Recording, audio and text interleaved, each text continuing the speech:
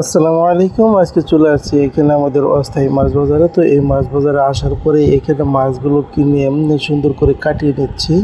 তো এই মাছ কাটানোর পাশাপাশি আমি এখানে আসছিলাম আজকে ইলিশ মাছ কেনার জন্য। তো ইলিশ মাছের চেহারাটা দেখে খুবই ভালো লাগছে, যেহেতু এটাই যে সোনালি আর যেটাই বলেন রূপালি ইলিশ যেটাই বলেন আপনারা, এটা যে সোনালি ইলিশ সোনার চাইতে যে দাম তা কিন্তু বেশ ভালো। এই ইলিশের দাম কিন্তু আপনার আজকে 2200 টাকা কেজি।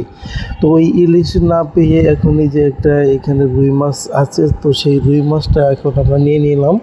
এই রুই মাছটা আজকে খাবো। তো ইলিশ মাছ আর খাবো না, যেহেতু এটা ঈদ ভাঙা বাজার, তো মাছ ওই রকম ভালো কোনো মাছ নেই। তো সেই কারণে আজকে আমরা রুই মাছটা কিনে নিলাম। তো এই রুই মাছটা প্রায় 4 কেজি ওজন হয়েছে। তো ওই রুই মাছটা এখানে নিয়ে আসার পরে তো এই ওনাকে দিয়ে কাটিয়ে নিচ্ছি খুব সুন্দর করে। তো ওনাকে বললাম যে ভাই মাছটা কি নদীর? আসলে তো উনি বললো গ্যারান্টি দিয়ে বেচা বিক্রি হচ্ছে এখানে। এই মাছটা আসলে নদীর। তো মাছটা 500 টাকা কেজি দাম বলছে, তো তারা দেয় নাই। যেহেতু এখন রাত বাজে 11টা, তো এই মাছটার দাম এখন আর কাস্টমার এভাবে নেই। পরবর্তীতে আমি এটাকে 400 টাকা কেজিতে নিয়েছি। এরা দিন মানে সন্ধ্যাবেলায় এটাকে 500 550 টাকা কেজি বিক্রি করেছে। তো রুই মাছ আসলে নদীর রুই মাছ যদি হয়, রুই মাছটা খেতে অনেকটাই সুস্বাদু। আর এই রুই মাছ যদি আপনি টমেটো দিয়ে খান, তো সেক্ষেত্রে আরও অনেক ভালোভাবে রান্না করে খেলে আরও অনেক স্বাদের হয়। তো এই রুই মাছের অনেক ভালো গুণ আছে। এই মাথাটাকে সুন্দর করে মুড়ি ঘন্ট করে খাওয়ার জন্য এইভাবে সুন্দর করে কেটে নিচ্ছি।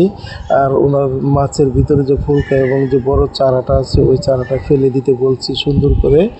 এইভাবে নিয়ে যাব, মানে আমি এভাবে নিয়ে যাব, যেহেতু এটাকে যদি চুলাতে পেঁয়াজ মরিচ কষিয়ে মুগ ডালের সাথে যদি রান্না করা হয়, মুড়িঘণ্ট রান্না করা হয়, শুধু এটাকে এইভাবে সেদ্ধ করে ভাজি করে নিলেই হবে। আর বাকি মাছগুলো সুন্দর করে কেটে নিব। আর এই মাছের আরেকটা বিশেষত্ব হচ্ছে মাছের ভিতরে কিন্তু ডিম হয়েছে। ফার্স্টে ভাবছিলাম কিন্তু মাছের ডিম হবে না, কিন্তু আরেকটা বিষয় হলো নদীর রুই মাছের যে ভুঁড়ি আছে, এর ভিতর যে তেল আছে, ওই তেলের দানাটা কিন্তু খেতে অনেকটাই সুস্বাদু। তো ভাইয়াকে আমি সুন্দর করে বলেছি, ভাইয়া আপনি স্লাইস করে মাছ কাটবেন, যেহেতু এটা বড় মাছ। এইভাবে কাটলে পরে মানে রান্না করতেও অনেক সুবিধা হয় এবং খেতেও অনেক টেস্ট হয়, কারণ ওইভাবে মাছের মধ্যে মশলাগুলো পরিপূর্ণভাবে ঢুকে যায়। আর গোল গোল চাকা করে কাটলে পরে ওইভাবে মাছ খাওয়া যায় না, রান্না করতেও কষ্ট হয়, আর হচ্ছে মশলাগুলো বেশি ঢুকে না। তো যাই হোক, আমি আপনাদের সাথে কথা বলতে বলতে এই পর্যন্ত আসলাম। আর আমার এই ভিডিওটা যারাই আপনারা দেখবেন অবশ্যই শেয়ার করবেন এবং কমেন্ট করে জানাবেন। আর আমার এই পেজটাকে অবশ্যই সাবস্ক্রাইব এবং ফলো করে রাখবেন। আর বিশেষত হচ্ছে আমরা এখন থেকে প্রত্যেক দিনের ব্লগ আপনারা আমার পেজে পাবেন।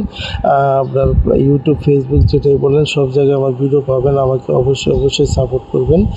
তো যাই হোক, মাছটা কেমন হয়েছে এটা আমাদেরকে জানাবেন। আর মাছ যদি আপনারা দেশি মাছ কিনতে চান, তো অবশ্যই আসবেন আমাদের এই অস্থায়ী বউবাজারে। ধন্যবাদ।